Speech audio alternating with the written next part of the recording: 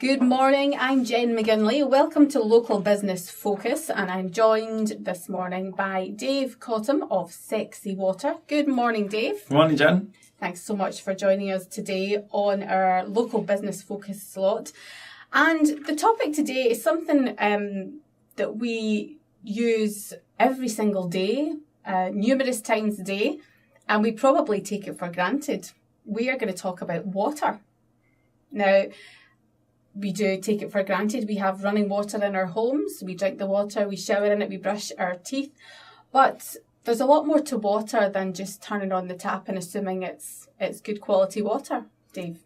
Yeah, I think there's so many factors with regards to geographical locations and the pipes that you've got near your house that really affect the water. We've got better quality water, say, in places like in the UK that are near mountainous ranges versus here in Australia, in Perth, where we're not close to any mountain sources. You know, so a lot of the water's got from underground reservoirs. Okay. Now, I think a lot of us take for granted the fact that the water comes to us, but what's happened to it in between time from it going down our drains and then getting back to us? You know, the water's treated with chemicals and chlorine, and the chlorine's acidic, so they put chemicals in to balance it out so it doesn't rot the pipes. And as it's going along, I don't know if you've ever seen the inside of the pipes, but you know what it's like when you see pipes open to the sea. There's all manner of gross stuff in there. And that's what it's like when they cut pipes open. Okay. So that stuff's coming through and into us. Sure. That's why from a very first point, we need to look at filtering our water. Mm-hmm. But that's just the start. Mm-hmm. You know, so like we say, we commonly say that it's the government's job to get water to us that's not going to kill us, that's safe to use. But we can really take responsibility for how much better it is when it actually gets to our house. That's why I see a lot of people use bottled waters and have filters of various different qualities. And I think it's really important to know the difference and actually be able to make an educated decision on your health based on the water that you use. Absolutely. So the water largely in Perth and WA, you say, comes from underground? Yeah, there's a lot of underground reservoirs that are used for Perth. Okay. So then the process for the water to get from the reservoirs to our house, say, for example, in our kitchen, drinking water, there's chemicals added to that water to take away, I guess, to purify it, to take the obvious germs away from it. Yeah, exactly. So there'll be a lot of chlorine in there. Like when you go to a swimming pool, there's a lot of chlorine. There's lower levels of chlorine in the water that's in our taps. Mm-hmm. But then what they'll commonly do is add something like lime to the water, which is an alkaline substance, which makes it so it doesn't rot the pipes and won't burn our mouths. But the problem is then you've got two chemicals which offset each other with regards to an acid-alkaline balance. But if you looked at the big containers that they come in, the barrels that they come in, both of them would have skull and crossbones on them, like, you know, be careful of this stuff. But yet we're consuming it in low levels. Mm-hmm, mm-hmm. And that's only the start. You know, you've got, now when they look at water, you've got antibiotics coming through, recreational drugs, a lot of the female hormone pill. You've got, the metals coming through from the pipes. You've got fluoride, which is a big debate. That's a whole other debate. But, you know, fluoride, I'm of the belief we shouldn't have fluoride in our water. It's not the naturally occurring fluoride that people think is good for your teeth.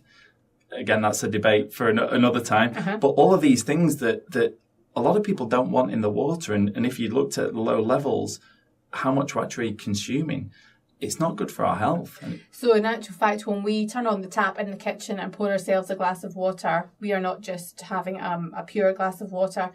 What we should have is a label that comes with that says, and here's what's in your water that comes out your tap. Yeah, it's a whole cocktail of stuff that really we wouldn't want a glass full of it. No. But yet we're consuming these low levels of it all the time. And a lot of the problems, even before we start looking at dehydration, etc., and what you do with your food, the toxic load on our bodies is causing so many problems. Our bodies can't get rid of the stuff that's going through it, especially the metals. You know, if you get water straight from the tap, you've got metal in there. Okay. You know, and our bodies really struggle to get rid of that. So right from the start, at least, we need to be well filtering our water, mm-hmm. even before we start talking about what our area of interest is ionizing it. Okay. Because that's what we are told is drink 2 litres of water a day. That's what you think you're doing the right thing, going to the tap, having your glass of water, having your 10 glasses of water a day, when in actual fact, you don't know exactly what you are consuming. Yeah, exactly. And the difficult thing is that it's a really confusing industry out there. I mean, we're consumers. You know, everything that we buy, you know, we're consumers, and we know that a lot of the stuff that's sold to us isn't necessarily good for us. Yeah. So now a lot of people go out and they buy bottled water, but a lot of the bottled water is put through a process called reverse osmosis, which what that does is basically take everything out of the water. Okay. So then you've got a whole other problem. You haven't got your chlorine, you haven't got your lime, you haven't got the fluoride, but you also don't have a lot of the essential minerals that are in water that we need. Okay. So what that does is leaches the minerals from our body.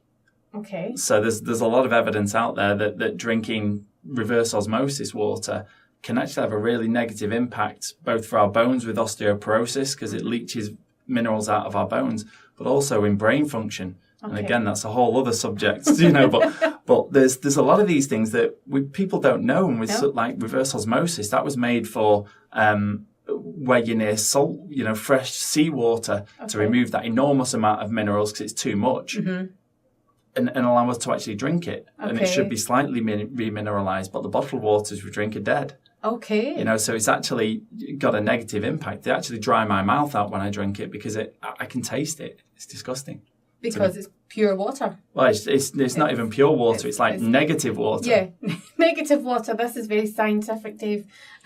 Yeah. But I mean, this is not even getting into the actual health problems that are caused by dehydration. I mean, this is just that water isn't water.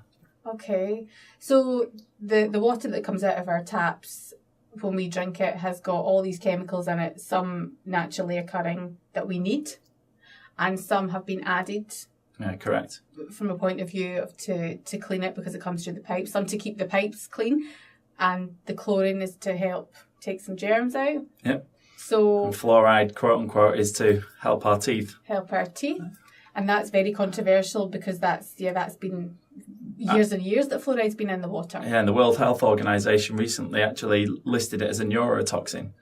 Okay. So that, I mean, there's a whole other debate with the fluoride, you know, that a political party, the Fluoride Free Party, have opened up in Perth to try and really push and get it out and let people actually have a choice on whether they want it or not. And make their own mind up. But then the other side of that you're saying is that the bottled water that we consume, even although when you look at the ingredients on a bottle of water, there are still components within the water.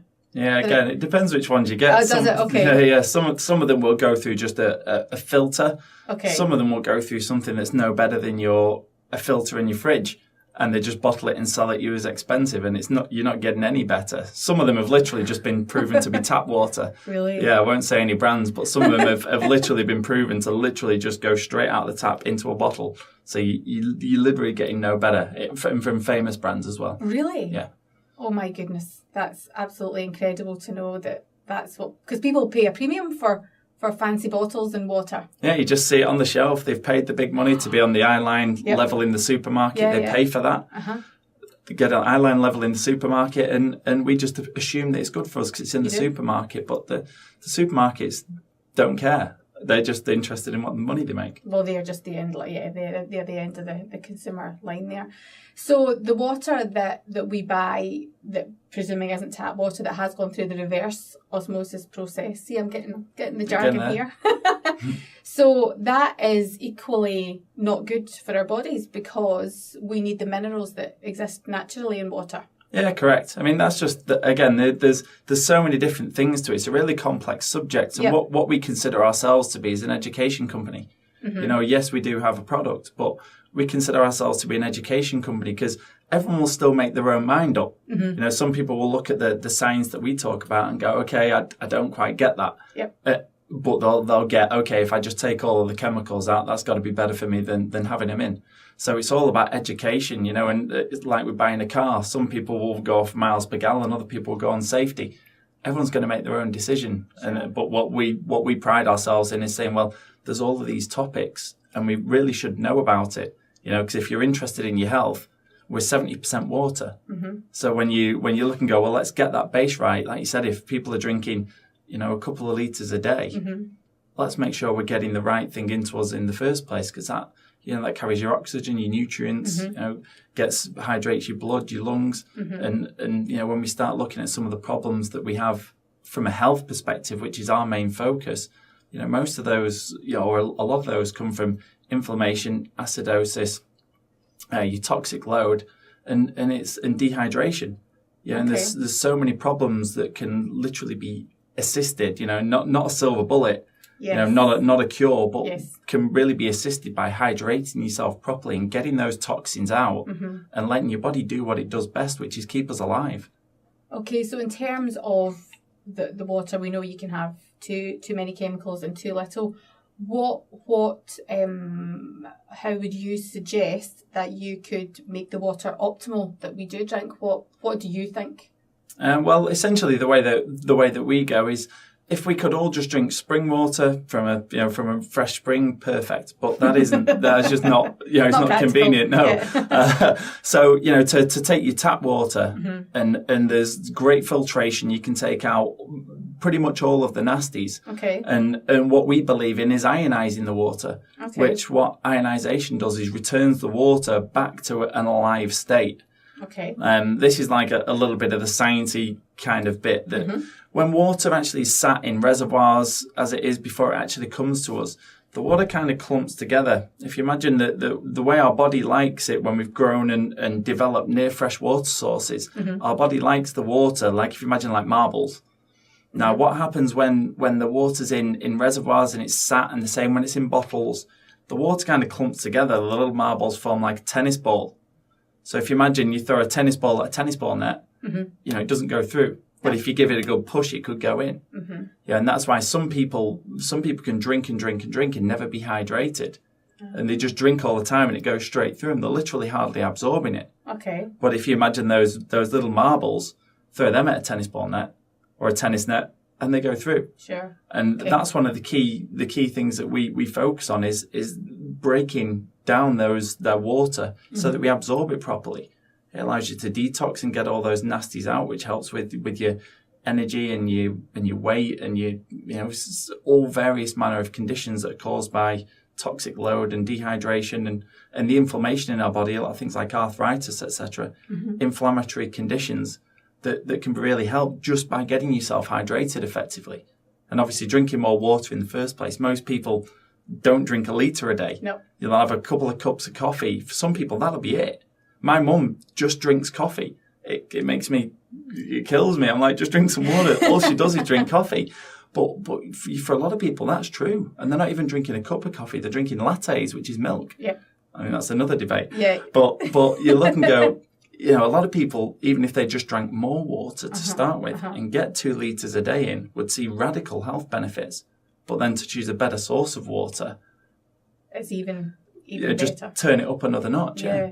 So in terms of drinking coffee, then, if you had a coffee without milk, with just hot water, is that still classed as water intake?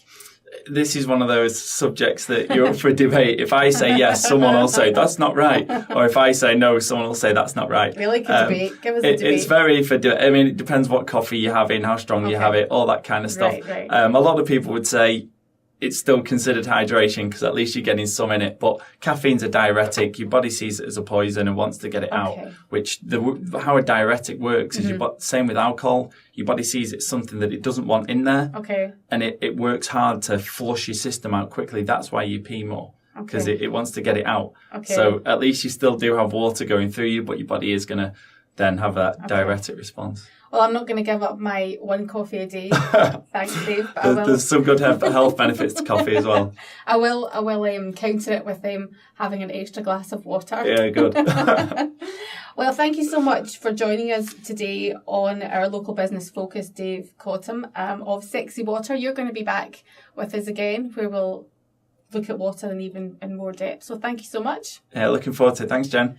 Thank you. That's Dave of Sexy Water, proud station sponsors. Thank you.